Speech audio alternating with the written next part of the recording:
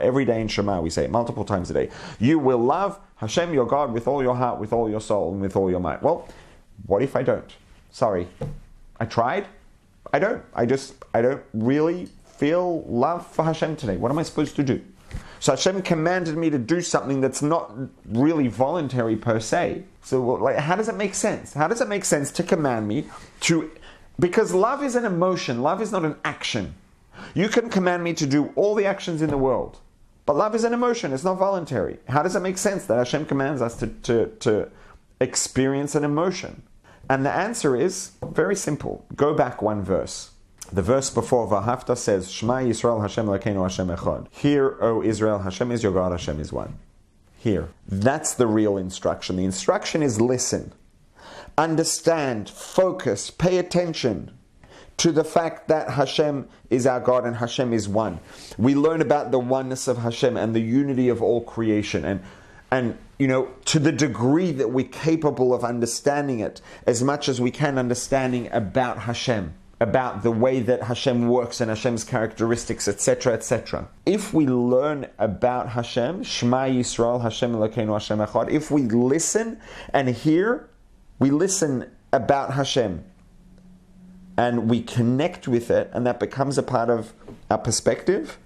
So the word V'ahavta, which generally you'll see translated as, and you shall love, V'ahavta Hashem Elokecha, you shall love the Lord your God. You shall love is not the only translation of that word. The simplest, most obvious translation of that word, actually, most literal, I mean, they're both correct, but the simplest and most face value, obvious, literal translation of the word V'ahavta is, and you will love, not and you shall. It's a statement of fact, and you will love. It's also an instruction, and you shall love. It's both. So generally we translate it as an instruction, and you shall love Hashem your God. Which it is, but the truth is that the real instruction is one pasuk earlier. The real instruction is listen, understand, learn about Hashem, hear about Hashem, listen, understand. That's the instruction. And then the pasuk tells us, Shema Yisrael Hashem Elokeinu Hashem Echad. If we learn about Hashem, the one true God, the God that's one, then V'ahavta, and you will love the Lord your God with all your heart, with all your soul, and with all your might. It's a statement of fact. It's an outcome. The instruction is not to love Hashem. We can't force ourselves to love Hashem. We can't engineer love. Love is not voluntary per se. But what we can do is build a foundation that will lead to love. We can learn about Hashem. We can think about Hashem. We can understand as much as we possibly can about Hashem. Shema Yisrael. Hear, listen, learn, connect. That's the instruction. So the Torah tells us, you are obligated to listen, to learn, to understand and connect, and then V'ahavta, and as a matter of fact, the outcome of that is, and you will love Hashem your God with all your heart, soul, and might. So we can't just switch on the love, but we can put ourselves in a position in which loving Hashem is an automatic outcome. And the way that we do that is learning about Hashem, Shema Yisrael, listening, hearing, learning, understanding. The more we learn, understand, and listen and hear about the true nature of the Creator, whatever that means, we will naturally grow to love Hashem. Loving Hashem will be an outcome. We can't switch it on directly. I mean, the truth is, this analogy just popped into my head.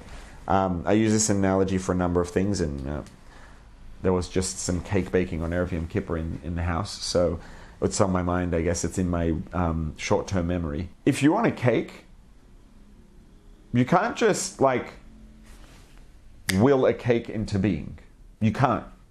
What I can do is get the ingredients, combine the ingredients correctly, follow the method in the recipe, combine the ingredients in the correct way, in the correct order, etc. Put it into an environment in which those combined ingredients will then become a cake, i.e. an oven at the correct temperature for the correct amount of time, and then I will have a cake. Right? I can't just will a cake into being.